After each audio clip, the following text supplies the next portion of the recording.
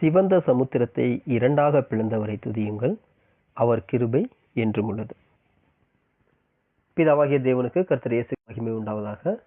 கிறிஸ்தேசுக்குள் மிகவும் பிரியமான அன்புக்குரிய சகோதர சகோதரிகளே, உங்கள் யாவருக்கும் நம்முடைய பரலோக பிதாவாகிய தேவனுடைய நாமத்தினாலும் நம்முடைய இரட்சகராகிய இயேசு கிறிஸ்துவின் நாமத்தினாலும் கிருபையும் சமாதானமும் உண்டாக கடப்பதாக என்கிறதான் அன்பின் வாழ்த்துதலோடு கூட மீண்டுமாக வேதாகம பாடங்கள் தொகுதி 5 ஆராய்ச்சியை நம்ம கண்டினியூ பண்ணலாம்.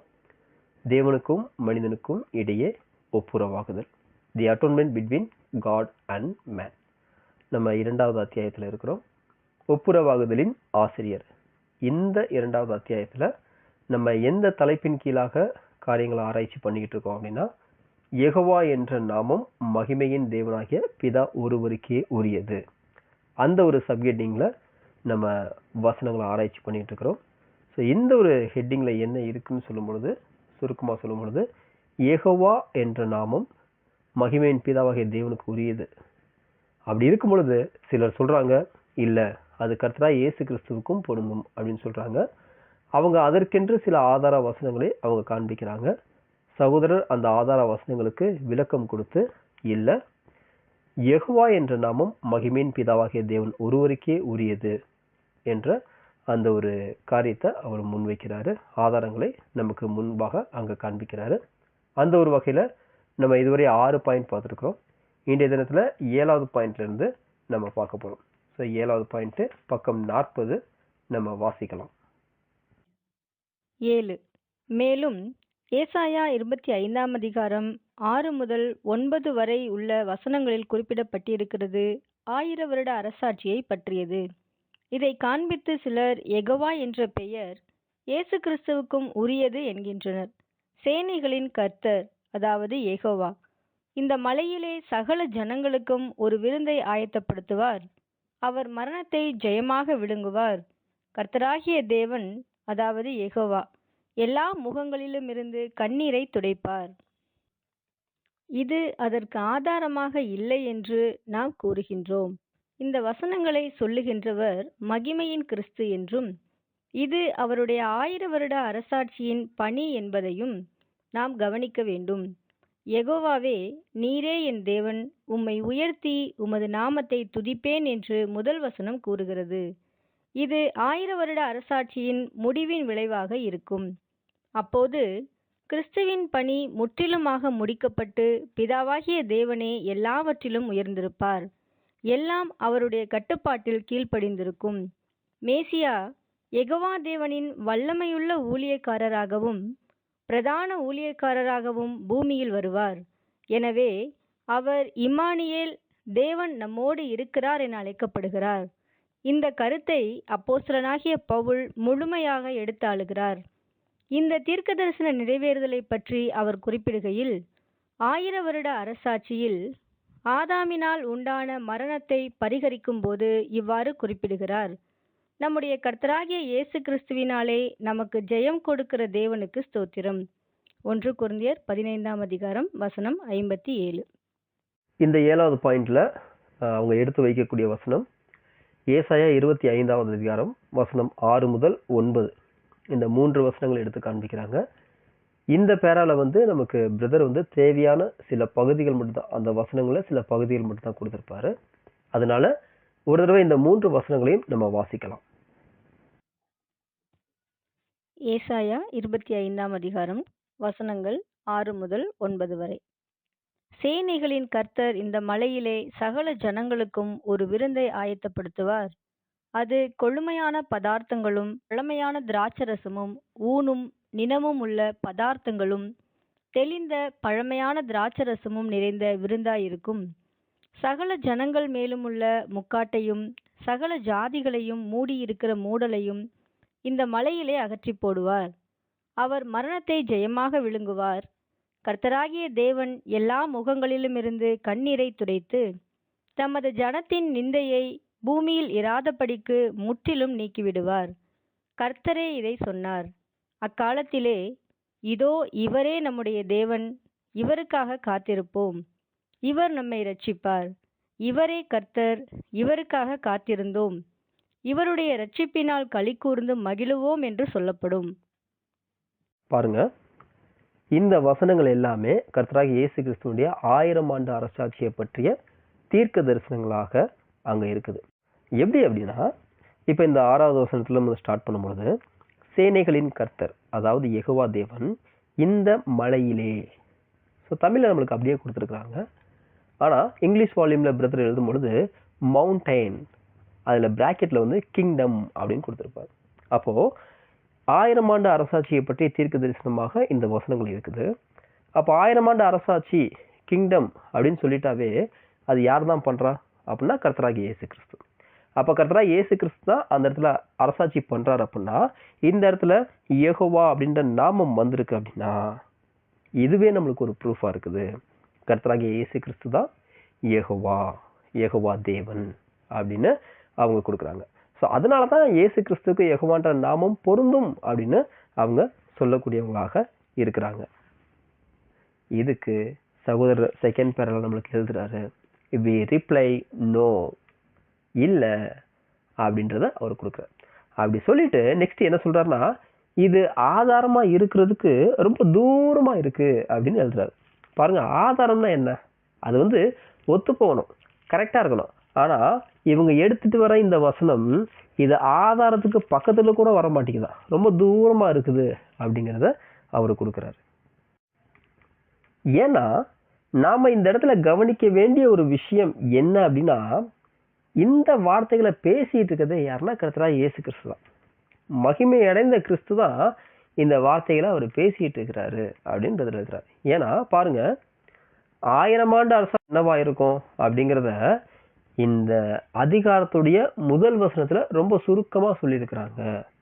அது என்ன அப்படின்னா, அந்த வசனம் பாருங்க, கர்த்தாவே நீரே என் தேவன், உம்மை உயர்த்தி உமது நாமத்தை துதிப்பேன், நீர் அதிசயமானவைகளை செய்தீர், உமது பூர்வ ஆலோசனைகள் சத்தியமும் உறுதியுமானவைகள் அப்படின்றத அந்த வசனம் கொடுக்கிறார்.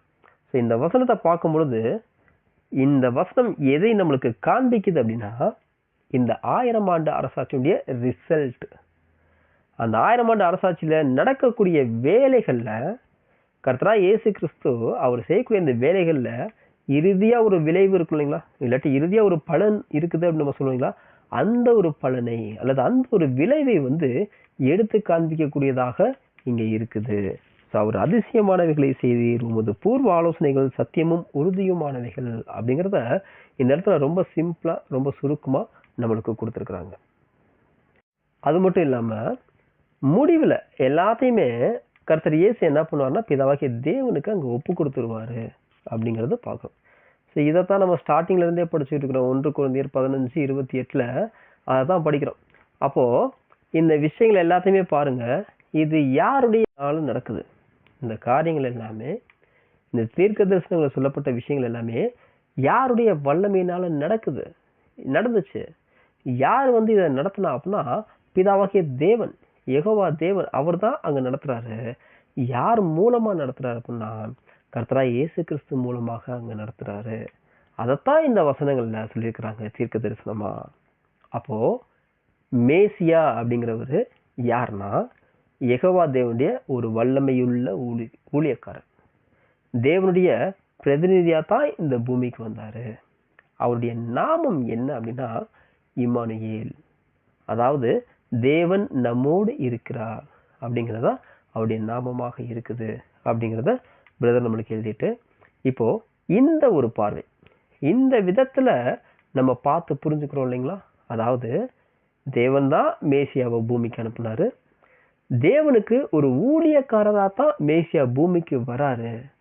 மேசியா ஆளுகை செஞ்சு கடைசியில தேவனுக்கு எல்லாத்தையும் அங்க கீழ்படுத்துவார்னு பாக்குற இந்த ஒரு பார்வை இருக்குதே, இந்த பார்வையை பத்தி தான் இந்த தீர்க்க தரிசனத்தை பத்தி அப்போஸ்தலர் பவுல் பேசுறார். இது எப்படி நிறைவேறும் அப்படின்னு அவர் சொல்றார். அதாவது ஆதாம்னால உண்டான மரணமே இல்லாம போயிரும் அப்படின்றத அவர் கொடுக்குறாரு.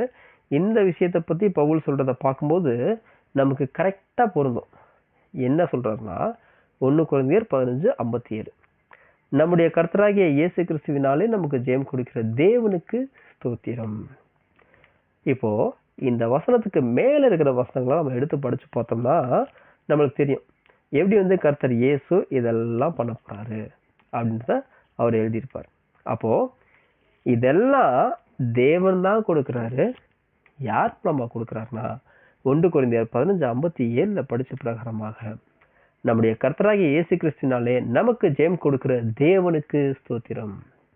இயேசு கிறிஸ்து மூலமாக தேவன் இந்த விஷயத்த அங்க பண்றாரு.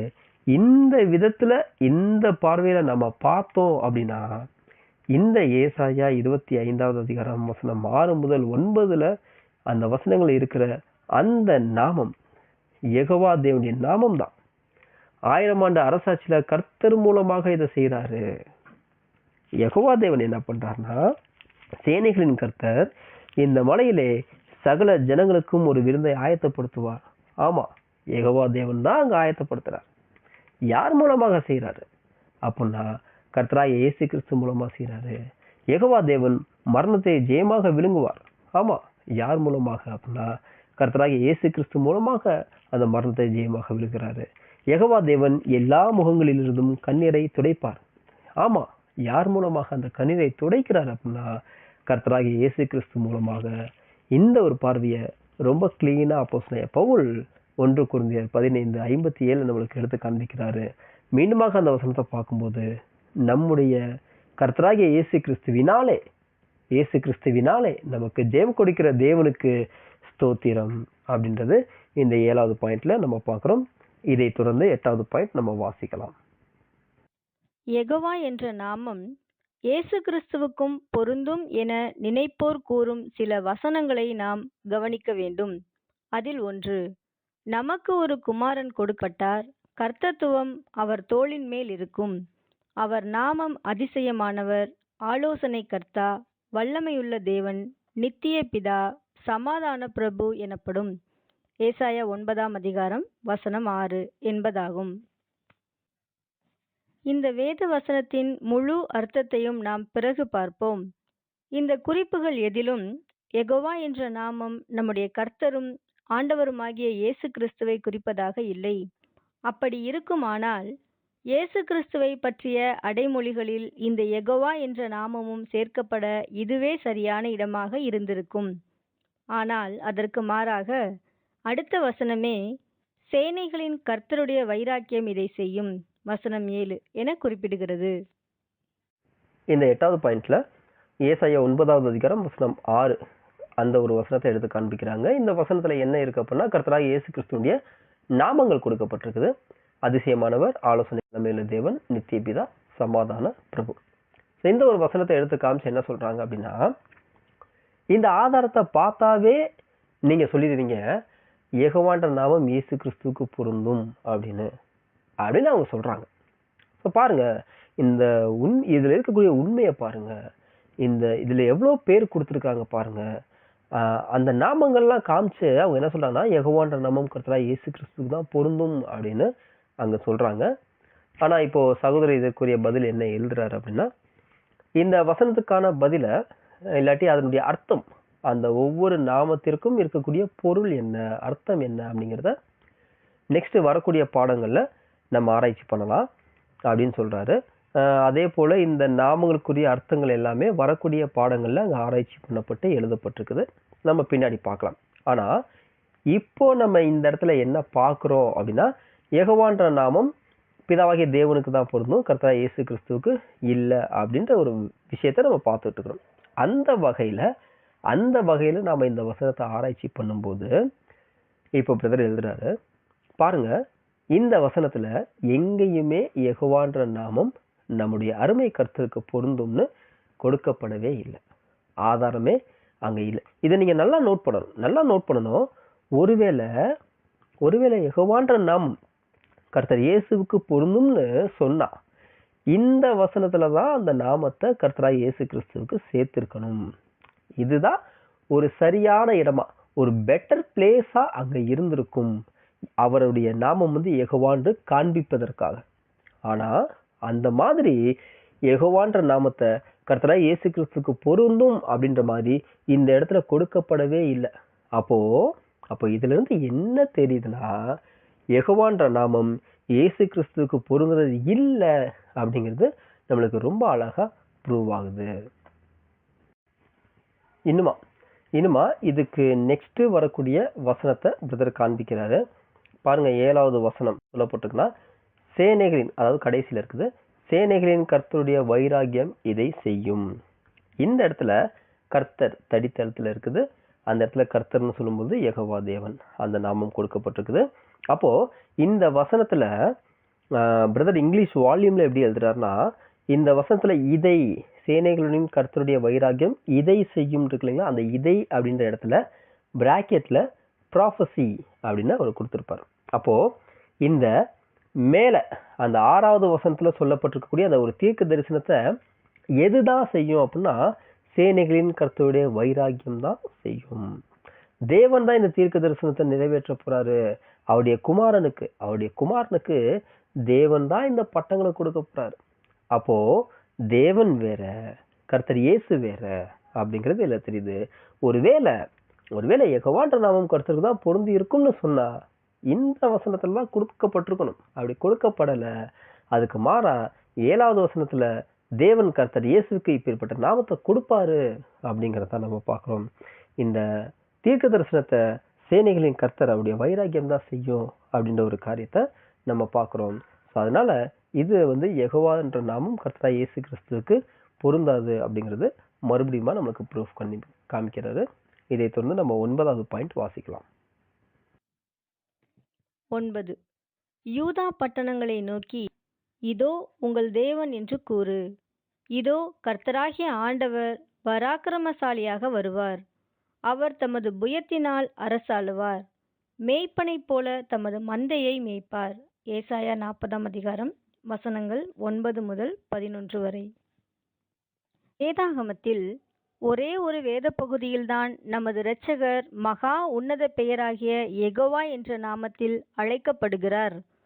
அந்த இடத்திலும் அவருடைய பெயரால் அழைக்கப்படாமல் யெகோவாவின் புயம் என அழைக்கப்படுகிறார்.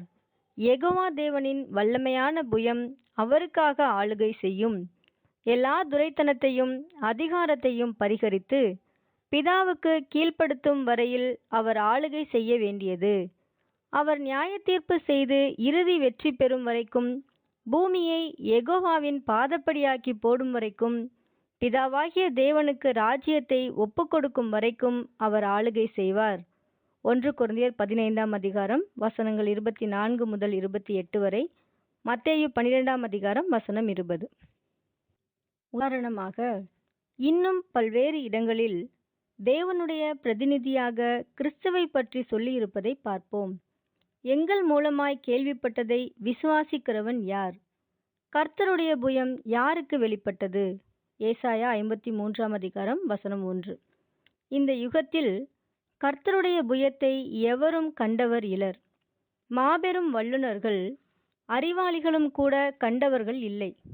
அவர் அசட்டை பண்ணப்பட்டவரும், மனுஷரால் புறக்கணிக்கப்பட்டவரும், துக்கம் நிறைந்தவரும், பாட அனுபவித்தவருமாயிருந்தார். ஏசாயா 53ஆம் அதிகாரம் வசனம் 3, யோவான் 12ஆம் அதிகாரம் வசனம் 38. தீவுகள் எனக்கு காத்திருந்து என் புயத்தின் மேல் நம்பிக்கையாயிருக்கும். ஏசாயா 51ஆம் அதிகாரம் வசனங்கள் 5 மற்றும் 9. எல்லா ஜாதிகளின் கண்களுக்கு முன்பாகவும் கர்த்தர் தம்முடைய பரிசுத்த புயத்தை வெளிப்படுத்துவார். பூமியின் எல்லைகளில் உள்ளவர்களெல்லாம் நமது தேவனுடைய இரட்சிப்பை காண்பார்கள். ஏசாயா 52ஆம் அதிகாரம் வசனம் 10. அவருடைய, அதாவது யெகோவாவின் புயமே அவருக்கு இரட்சிப்பாகி, மீட்பர் சீயோனுக்கும் யாக்கோபிலே மீறுதலை விட்டு திரும்புகிறவர்களுக்கும் வருவார் என்று கர்த்தர், அதாவது யெகோவா சொல்லுகிறார். ஏசாயா 59ஆம் அதிகாரம் வசனங்கள் 15 முதல் 20 வரை. இந்த 9வது பாயிண்ட்ல ஏசாயா 40ஆவது அதிகாரம் வசனம் 9 முதல் 11 இந்த 3 வசனங்கள் நம்மளுக்கு அங்க கொடுத்திருக்கிறாங்க. இந்த வசனங்கள்ல தேவையான பகுதி மட்டும் தான் பிரதர் நம்மளுக்கு கீழே கொடுத்திருக்கிறார். அதனால இந்த வசனத்தை முழுவதுமாக ஒரு தடவை வாசித்தரலாம். ஏசாயா 40ஆம் அதிகாரம் வசனங்கள் 9 முதல் 11 வரை. சீயோன் என்னும் சுவிசேஷகியே, நீ உயர்ந்த பர்வதத்தில் ஏறு, எருசலேம் என்னும் சுவிசேஷகியே, நீ உரத்த சத்தமிட்டு கூப்பிடு. பயப்படாமல் சத்தமிட்டு யூதா பட்டணங்களை நோக்கி, இதோ உங்கள் தேவன் என்று கூறு. இதோ கர்த்தராகிய ஆண்டவர் பராக்கிரமசாலியாக வருவார். அவர் தமது புயத்தினால் அரசாளுவார். இதோ அவர் அளிக்கும் பலன் அவரோடே கூட வருகிறது. அவர் கொடுக்கும் பிரதிபலன் அவருடைய முகத்துக்கு முன்பாக செல்லுகிறது. மேய்ப்பனைப் போல தமது மந்தையை மேய்ப்பார். ஆட்டுக்குட்டிகளை தமது புயத்தினால் சேர்த்து தமது மடியிலே சுமந்து கரவலாடுகளை மெதுவாய் நடத்துவார். பாருங்க, இந்த வசனத்துல இதோ உங்கள் தேவன் என்று கூறு, இதோ கர்த்தராகிய ஆண்டவர் பராக்கிரமசாலியாக வருவார். இந்த இடத்துல கர்த்தர்னா யெகோவா. நெக்ஸ்ட், அவர் தமது புயத்தினால் அரசாளுவார். மேய்ப்பனை போல தமது மந்தையை மேய்ப்பார் அப்படின்னு அங்க இருக்குது. இந்த இடத்துல வந்து 2 வார்த்தைகளை நம்ம கவனிக்கணும். ஒன்று வந்து கர்த்தர், அங்க கொடுக்கப்பட்டிருக்க வார்த்தை நம்மளுக்கு தெரியும் இல்லைங்களா, தடிதளத்தில் இருக்குது. அந்த இடத்துல யெகோவான்ற நாமம் அங்க வரணும். நெக்ஸ்ட், தமது புயத்தினால், புயம். இந்த இடத்துல இங்க அவர் தமது புயத்தினால் அரசாளுவார் அப்படின்றது ரொம்ப முக்கியமான ஒரு வார்த்தையாக கூட அங்க இருக்குது. இந்த வார்த்தையில குறித்து தான் நம்ம பார்க்க போறோம். இப்போ இந்த வசனம் படிக்கும்போது நம்மளுக்கு என்ன தெரியுது அப்படின்னா, ராஜ்யத்தை குறித்து பேசப்பட்டிருக்க ஒரு வசனமாக அங்க தெரியுது. ஸோ ராஜ்யத்தை குறித்து நம்ம படிச்சாலே அது கர்த்தருடைய ராஜ்யம் தான். அப்போ இந்த இடத்துல இயேசு கிறிஸ்துவிய ராஜ்யம் தான் பேசப்பட்டிருக்குது. அதனால இந்த இடத்துல கர்த்தர் யெகோவான்னு எவ்வளவு அழகா கொடுத்துருக்காங்க பாருங்க அப்படின்னு காமிப்பாங்க அப்படின்றத சொல்றாங்க. ஸோ அப்போ அதுக்கு பதில் என்ன அப்படின்னு பார்க்கும்பொழுது, நம்மளுக்கு தமிழ் வால்யூம்ல கொஞ்சம் வேறு விதமாக இருக்குது. அது உங்களுக்கு டிஸ்பிளேல வரும் பாருங்க. எப்படி வரும் அப்படின்னா, வேதாகமத்தில் ஒரே ஒரு வேத பகுதியில் தான் நமது இரட்சகர் மகா உன்னத பெயராகிய யெகோவா என்ற நாமத்தில் அழைக்கப்படுகிறார் அப்படின்னு இருக்குது. ஆனா டிரான்ஸ்லேட் எப்படி வந்திருக்கணும் அப்படின்னா, வேதாகமத்தில் இந்த ஒரு இடத்தில் நிச்சயமாகவே நமது இரட்சகர் மகா உன்னத பெயராகிய யெகோவா என்ற நாமத்தில் அழைக்கப்படுகிறார். அதாவது இந்த வசனத்துல நிஜமாவே ஷியரா கர்த்தர் தான் யெகோவான்னு சொல்லப்பட்டிருக்குது அப்படின்னு அவங்க கோடிட்டு காமிக்கிறாங்க, கோடிட்டு காட்டுறாங்க அப்படிங்கிறது அங்க இருக்குது. ஸோ அதுக்கு பிரதர் பதில் கொடுக்கும்போது, but the answer no. So அவங்க என்ன சொல்றாங்கன்னா, இந்த இடத்துல தான் ஷியரா யெகோவான்ற நாமம் கர்த்தருக்கு சொல்லப்பட்டிருக்கு அப்படின்னு காமிக்கிறாங்க. அதுக்கு பிரதர் கொடுக்குற ஆன்சர் நோ. நாம வந்து அவங்க அந்த மாதிரி சொல்லிட்டாலும் நாம சொல்றது நோ தான்.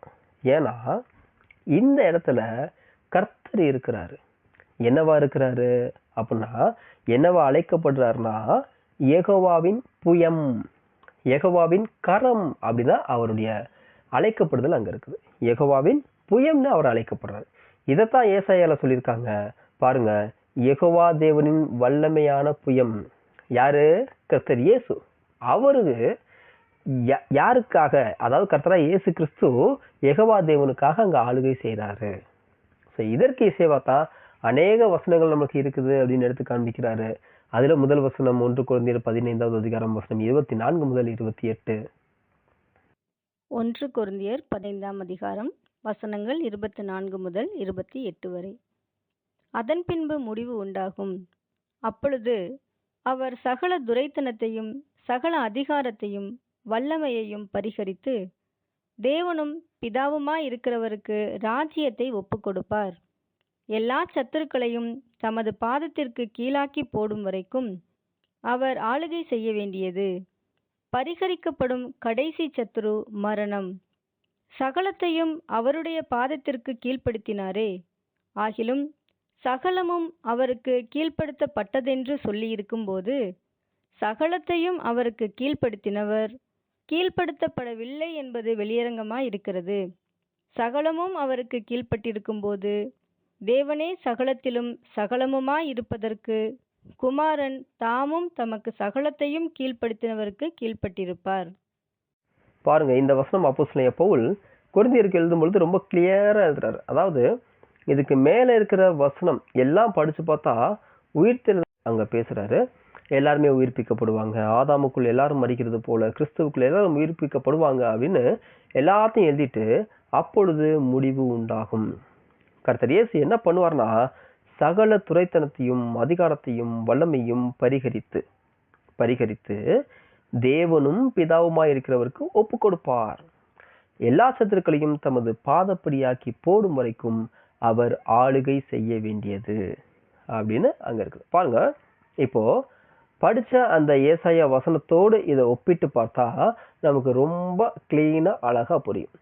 யெகோவாவின் புயம் அல்லது கரம் அவருக்காக ஆளுகை செய்யும். கொரிந்தியர்ல கர்த்தர் இயேசு ஆளுகை செய்யறாரு. அதே போல மத்தேயு 12:20 கொடுத்திருக்கிறாங்க. நம்ம 17 இருந்தே வாசிக்கலாம். மத்தேயு 12ஆம் அதிகாரம் வசனங்கள் 17 முதல் 20 வரை. ஏசாயா தீர்க்கதரிசியால் உரைக்கப்பட்டது நிறைவேறும்படி இப்படி நடந்தது. அவன் உரைத்ததாவது: இதோ நான் தெரிந்து கொண்ட என்னுடைய தாசன், என் ஆத்துமாவுக்கு பிரியமாயிருக்கிற என்னுடைய நேசன். என் ஆவியை அவர் மேல் அமர பண்ணுவேன். அவர் புறஜாதியாருக்கு நியாயத்தை அறிவிப்பார். வாக்குவாதம் செய்யவும் மாட்டார், கூக்குரலிடவும் மாட்டார். அவருடைய சத்தத்தை ஒருவனும் வீதிகளில் கேட்பதும் இல்லை. அவர் நியாயத்திற்கு ஜெயம் கிடைக்க பண்ணுகிற வரைக்கும் நெரிந்த நாணலை முறிக்காமலும் மங்கி எரிகிற திரியை அணைக்காமலும் இருப்பார். பாருங்க, நான் தெரிந்து கொண்ட என் தாசன், என் ஆத்மாவுக்கு பிரியமா இருக்கிற என் நேசன் யாருன்னா, அவர் என்ன பண்ணுவார்னா 18வது வசனங்களிலிருந்து வரக்கூடிய எல்லா காரியத்தையும் அவர் பண்ணுவாரு அப்படிங்கிறது நம்ம பார்க்குறோம். வசனம் வாசிக்கிறோம் இல்லைங்களா? அப்போ தேவனுடைய வல்லமையான புயம் அல்லது கரம் அல்லது ஒரு கருவியா அவர் செயல்படுறார். யாரு? கர்த்தராகிய இயேசு கிறிஸ்து செயல்படுறாரு அப்படிங்கிறது நம்மளுக்கு ரொம்ப கிளியரா இங்க புரியக்கூடியதா இருக்குது. நெக்ஸ்ட், இந்த பேரால நம்மளுக்கு வந்து 2 வசனத்தையும் பிரதர் மிக்ஸ் பண்ணி கொடுத்துருப்பாரு. நம்ம வந்து தனித்தனியா படிச்சோம் இல்லைங்களா? பிரதர் மிக்ஸ் பண்ணி கொடுத்துருப்பாரு. இருந்து நம்ம என்ன புரிஞ்சுக்கலாம் அப்படின்னா, கர்த்தராகிய இயேசு கிறிஸ்து தேவன் வந்து இயேசு கிறிஸ்து மூலமாக ஆளுகை செய்யறாரு. எது வரையிலும் அப்படிங்கிறத ஒரு 3-4 பாயிண்ட்ல வந்து நம்மளுக்கு கொடுத்துருப்பாங்க. எது வரையிலும் வந்து எப்படி அவரு அந்த ஒரு ஆளுகை பண்றாரு அப்படின்னு. எது வரையிலும் அப்படின்னா, இப்போ எல்லா துரைத்தனங்களையும் கீழே தள்ளி எல்லா வல்லமைகளையும், அதாவது யெகோவா தேவனுக்கும் அவருடைய நீதியான பிரமாணங்களுக்கும் எதிராக இருக்கக்கூடிய எல்லா துரைத்தனங்களையும் வல்லமைகளையும் கீழே தள்ளும் வரையிலும், பிதாவுக்கு கீழ்ப்படுத்தும் வரையிலும் அந்த புயம் ஆளுகை செய்யும். ஃபர்ஸ்ட் அந்த துரைத்தனங்கள் வல்லமைகளை கீழே தள்ளுறது. நெக்ஸ்ட், அடுத்து மத்தேயுல இருக்கக்கூடிய வார்த்தை வருது பாருங்க. அவர் நியாய தீர்ப்பு செய்து இறுதி வெற்றி பெறும் வரைக்கும். இதுல இருந்து என்ன தெரியுதுன்னா, அவரு தேவனுடைய நீதியை நிலைநாட்டுறார். நியாய தீர்ப்பு செய்து அங்க நீதியை நிலைநாட்டக்கூடியவராக இருக்கிறாரு. நெக்ஸ்ட், 3வதா இந்த பூமியவே மகிமையா மாத்துவார். எப்படி மாத்துவாரு? பிதாவாகிய யெகோவா தேவனுடைய பாதபீடமா, ஒரு மகிமையான பாதபீடமா அங்க மாத்துற வரையிலும் கர்த்தராகிய இயேசு கிறிஸ்து அந்த இடத்துல இருந்து ஆளுகை செய்வார். கடைசியா எல்லாத்தையுமே என்ன பண்ணுவார்னா, பிதாவாகிய தேவனுக்கு அங்க ஒப்பு கொடுப்பாரு. பாருங்க, அவங்களுடைய வேலையை வந்து எவ்வளவு அழகா எடுத்து காமிச்சிருக்காங்க. ஃபர்ஸ்ட் எல்லா துரைத்தனங்களும் அதிகாரத்தை கீழே தள்ளுறது, நெக்ஸ்ட் நீதியை நிலைநாட்டுறது, அதுக்கப்புறமா இந்த பூமியை முழுவதுமாக அங்க தேவனுடைய ஒரு பாதபீடமா, மகிமையான பாதபீடமா மாத்தினதுக்கு அப்புறம் இறுதியாக பிதாவாகிய தேவனுக்கு அங்க ஒப்பு கொடுக்கணும் அப்படிங்கிறத நம்ம இங்க பார்க்கிறோம். அப்போ யெகோவா தேவனின் புயம் ஆளுகை செய்யும். அதாவது பிதாவாகிய தேவனுக்கு, யெகோவா தேவனுக்காக அங்க ஆளுகை செய்யும். இந்த வசனத்தை இங்கிலீஷ்ல நம்ம பார்த்தா அது நம்மளுக்கு ரொம்ப அழகா புரியும். உங்களுக்கு டிஸ்பிளேல தெரியும் பாருங்க. ஏசாயா 40:9-11. Behold, the Lord God will come with strong hand, and his arm shall rule for him. அவருக்காக அவருடைய புயம் அங்க ஆளுகை செய்யும். அவருடைய புயம் யாருன்னா, கர்த்தராகிய இயேசு கிறிஸ்து அப்படிங்கிறத இங்க நம்மளுக்கு கொடுத்துருக்காங்க. நெக்ஸ்ட், இன்னுமா சில வசனங்கள் கொடுக்குறாங்க. இந்த வசனங்கள்லாம் தேவனுடைய ஒரு வலதுகரமாக இருந்து எப்படி கர்த்தராகிய இயேசு கிறிஸ்து அடையாளப்படுத்தப்பட்டு பேசுறாரு அப்படிங்கிறத கொடுக்குறாங்க. அதுல ஃபர்ஸ்ட் வசனம் வந்து ஏசாயா 53:1. அந்த வசனத்தை நம்ம வாசிக்கலாம். ஏசாயா 53ஆம் அதிகாரம் வசனம் 1. எங்கள் மூலமாய் கேள்விப்பட்டதை விசுவாசித்தவன் யார்? கர்த்தருடைய புயம் யாருக்கு வெளிப்பட்டது? இந்த வசனம் இயேசு கிறிஸ்து தேவனுடைய ஒரு கருவியா இருக்கிறாரு. ஆனா அவரை யாருமே விசுவாசிக்கல, அவரை ஏற்றுக்கொள்ளல, அவரை அசட்டை பண்ணினாங்க, புறக்கணிச்சாங்க அப்படிங்கிறத நம்ம இதுல பார்க்கிறோம். இந்த தீர்க்கதரிசியோட நிறைவேறுதல் எங்க நடந்துச்சுன்றத நம்மளுக்கு யோவான் 12வது அதிகாரத்துல 38வது வசனத்துல அந்த நிறைவேறுதலை குறித்து அங்க காண்பிக்கிறார். ஸோ அப்போ கர்த்தருடைய புயம் யாருக்கு வெளிப்பட்டது அப்படி வரும் பொழுது அவரை யாருமே விசுவாசிக்கல, ஏத்துக்கல அப்படின்றத நம்மளுக்கு இங்க காண்பிக்கிறாங்க. அப்போ பிதாவாகிய தேவனுடைய ஒரு கருவியா அங்க இயேசு கிறிஸ்து இருக்கிறாரு அப்படின்றது இந்த ஒரு வசனத்துல தெரியுது. நெக்ஸ்ட் ஏசாயா 51:5 அதுக்கப்புறமா 9. ஏசாயா 51ஆம் அதிகாரம் வசனம் 5. என் நீதி சமீபமாயிருக்கிறது, என் இரட்சிப்பு வெளிப்படும், என் புயங்கள் ஜனங்களை நியாயம் தீர்க்கும், தீவுகள் எனக்கு காத்திருந்து என் புயத்தின் மேல் நம்பிக்கையாயிருக்கும். ஏசாயா 51ஆம் அதிகாரம் வசனம் 9. எழும்பு எழும்பு பலன்கொள், கர்த்தரின் புயமே, முந்தின நாட்களிலும் பூர்வ தலைமுறைகளிலும் எழும்பினபடி எழும்பு. ராகாபை துண்டித்ததும் வடு சர்ப்பத்தை வதைத்ததும் நீதான் அல்லவோ? பாருங்க, இந்த வசனங்கள் கூட எப்படி யெகோவா தேவனின் புயம் அந்த ரட்சிப்பை கொண்டு வருவாரு அப்படிங்கிறது நம்மளுக்கு அங்க கொடுத்துருக்குறாங்க. அந்த ரட்சிப்பு யெகோவா தேவனுடைய புயம் தான் அந்த ரட்சிப்பை அவர் கொண்டு வருவாரு அப்படிங்கிறது தெரியுது. இது ஏசாயா 52:10. ஏசாயா 52ஆம் அதிகாரம் வசனம் 10. எல்லா ஜாதிகளின் கண்களுக்கு முன்பாகவும் கர்த்தர் தம்முடைய பரிசுத்த புயத்தை வெளிப்படுத்துவார். பூமியின் எல்லைகளில் உள்ளவர்கள் எல்லாரும் நமது தேவனுடைய ரட்சிப்பை காண்பார்கள். பாருங்க, இந்த வசனம் ரொம்ப அருமையா இருக்கு. இந்த பூமியில இருக்க எல்லாகவும் யெகோவா தேவன் அவருடைய புயத்தை கர்த்தராகிய இயேசு கிறிஸ்துவ அங்க வெளிப்படுத்துவார் அப்படிங்கிறது நம்மளுக்கு இதுல காமிச்சிருக்கிறாங்க. நெக்ஸ்ட் ஏசாயா 59:15-20. ஏசாயா 59ஆம் அதிகாரம் வசனங்கள் 15 முதல் 20 வரை. சத்தியம் தள்ளுபடியாயிற்று, பொல்லாப்பை விட்டு விலகுகிறவன் கொள்ளையாகிறான். இதை கர்த்தர் பார்த்து நியாயமில்லை என்று விசனமுள்ளவர் ஆனார். ஒருவரும் இல்லை என்று கண்டு விண்ணப்பம் பண்ணுகிறவன் இல்லை என்று ஆச்சரியப்பட்டார். ஆதலால் அவருடைய புயமே அவருக்கு இரட்சிப்பாகி அவருடைய நீதியே அவரை தாங்குகிறது.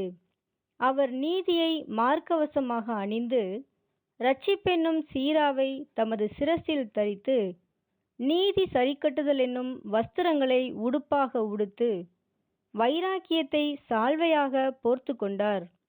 கிரியைகளுக்கு தக்க பலனை அளிப்பார். தம்முடைய சத்துருக்களிடத்தில் உக்கிரத்தை சரிக்கட்டி தம்முடைய பகைஞருக்கு தக்க பலனையும் தீவுகளுக்கு தக்க பலனையும் சரிக்கட்டுவார்.